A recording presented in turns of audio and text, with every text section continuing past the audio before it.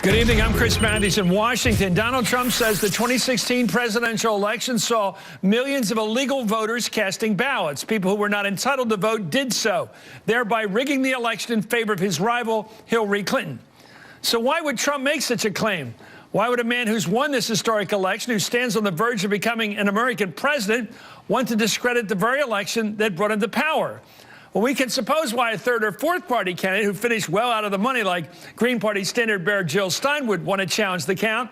But why would the declared winner want to do anything of the kind? Okay, it is ludicrous. Over the weekend, the president-elect responded on Twitter to reports that Jill Stein was pushing for recounts in Pennsylvania, Wisconsin, and Michigan. He called the recount effort a scam and alleged, as I said, massive vote rigging that cost him the popular vote. Hillary Clinton's currently beating Trump, by the way, by more than 2 million votes nationwide. Well, Trump wrote, quote, in addition to winning the Electoral College in a landslide, I won the popular vote if you deduct the millions of people who voted illegally, close quote. He later followed up with, quote, serious voter fraud in Virginia, New Hampshire, and California. So why isn't the media reporting on this? Serious bias, big problem. Well, the allegation of massive voter fraud has been widely disputed. The Washington Post fact checker wrote, this is a bogus claim with no documented proof. California's top election official told the New York Times Trump's claim was absurd. Virginia's commissioner of election told NBC the claims of voter fraud in Virginia during the November 8th election are unfounded. And New Hampshire's deputy secretary of state said, we don't have any evidence, and there's been nothing filed with our office or the attorney general's office that there's widespread voter fraud in New Hampshire. So why is President-elect Trump saying an election he won was rigged? NBC's Hallie Jackson joins me from Trump Tower to give me the answer. Hallie, you're only a reporter. You're only a human being with intelligence to answer a normal question. How on earth does this get justified? What is he trying to do? First of all, the idea of millions, who are these people? I guess he means illegal people here undocumented. You think millions or hundreds of thousands of people walked into a New Hampshire voting station, Mexicans who just got here and they voted, nobody noticed? It's crazy. Right. So, so let me answer this, Chris, as a human being, which is to say that the question was posed to the president-elect's transition team of exactly this, right? When he says, when the president-elect tweets about millions of people who voted illegally, what does that mean? As one person who is very involved in sort of voter fraud detection efforts at me today, are these imaginary voters? Who are these people? The transition team sent to NBC a 45-page document that included citations that they said would back up this evidence of voter fraud. Our NBC News political unit did an analysis of those documents. That plus research from independent fact checkers essentially debunked those claims. So the bottom line is we are back to the question of where we started, which is where is the evidence? Where's the beef, if you will? This was a very similar issue to what came up when Donald Trump claimed during the general election that the system is rigged. And even during the primaries, he made that claim. And he is relying now, it appears, on some of the same evidence, again, evidence largely debunked, that he used then. Is this coming from Alex Jones? So I can tell you this, that at least one of the claims appeared on InfoWars, which is the Alex Jones conspiracy theory or website that is often pushing these conspiracy theories. It then, I believe, got linked to Drudge. So it is possible that that is where the president-elect picked up on some of this. We know that he likes to go online and read these, news clippings, or at least when they're printed out, he reads them. And so, can you draw a direct link? Well, you can say that these claims appeared on places like InfoWars, and now they are being tweeted by the president-elect to his many millions of followers. Is it fair to assume he's talking about people in the country illegally? Because if you come up with 2 or 3 million additional voters, who are these additional voters? If a person walks in a voting booth and wants to vote, they get to vote if they're legal. So these must be people who are here illegally. Is that a reasonable assumption? He's talking about the same millions of people that Alex Jones is talking about. People from below the border, probably, the way they look at it. Right, undocumented immigrants who are in the United States illegally, Chris, and that is based on, again, some of the documentation that the transition team has provided in order to, in their view, back up some of these claims being made by the president-elect, specifically citing one 2014 Washington Post piece that has since been debunked that put forward some claims that this was possible. Thank you so much, Hallie Jackson. Great reporting as a human being. Can only do well. Thank you so much. Just kidding.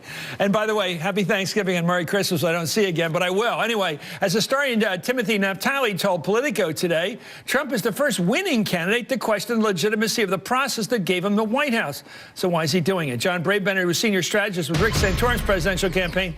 Cornell Belcher was a pollster with the Obama campaign in 2012. He's the author of A Black Man in the White House. So you're laughing, so you go first.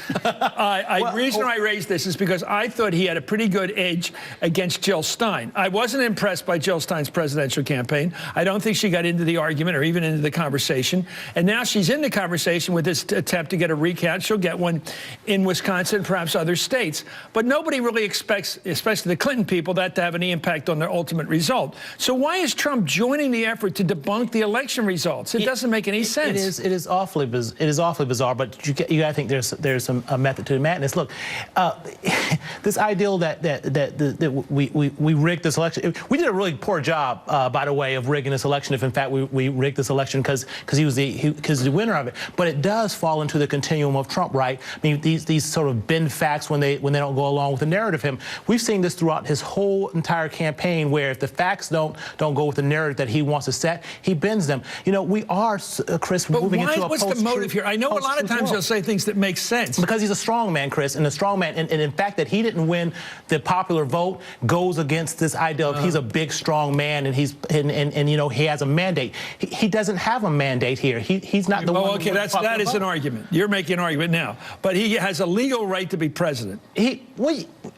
Well, he won the election. Although according to him, he's calling it into question of fraud. But again, my point here, Chris, is I'm not surprised by this, because every time something's not going his way, he bends the facts or he rejects the facts, and he's now the president, which is kind of scary. Okay, this is going to go around the world. I mean, he starts saying that there's 3,000 illegal immigrants, or Alex Jones's thing he's tracking. People are going to believe it. Well, first of all, the question, who's going to believe it? And the fact is, if people around the world begin to debunk our election, that hurts our country, that we have voters that aren't even citizens voting here. First of all, I would first say I don't think it was a good idea for him to say this. I can't say, well, boy, there was brilliance in that. I do think two things. One is, I do think President-elect Trump had been conducting himself very well. But when you get off a campaign, sometimes you instantly snap back to it. And I think during the campaign, Trump's reaction was always fight back, fight back. Yeah. I'm not going to let them.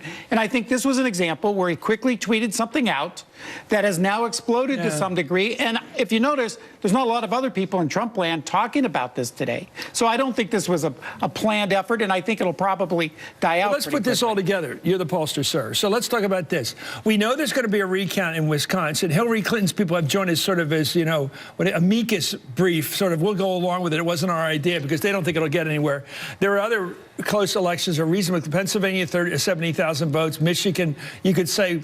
But nobody believes that the recounting process itself would normally make that kind of a correction, that it wouldn't be that different than the first count, enough to justify a 70,000 vote turnaround in Pennsylvania, for example. No, well, my problem with the third party folks here now is that if you look at the number of under 30s who protested their third party vote, and if they in fact voted for Hillary Clinton, we wouldn't be having this conversation right now. So I've got a big problem with the third party people altogether. But long term, look, we can't have the president of our country calling into question our process. It doesn't look good for a country, and it certainly doesn't look good for us outside. And that's not whether you're Democrat or Republican. That's just the office itself. Well, the state of Wisconsin today announced that it would begin recounting votes next week. Green Party candidate Jill Stein, as we said, has raised millions of dollars from donors to mount the challenge in Wisconsin. You have to pay for it yourself. She's also going to pay for it apparently in Michigan and Pennsylvania. Well, over the weekend, the Clinton campaign's lawyer Mark Elias said her campaign would participate in the recount, as I said. According to Elias, because we had not uncovered any actionable evidence of hacking or outside attempts to alter the voting technology, we had not planned to exercise this option ourselves.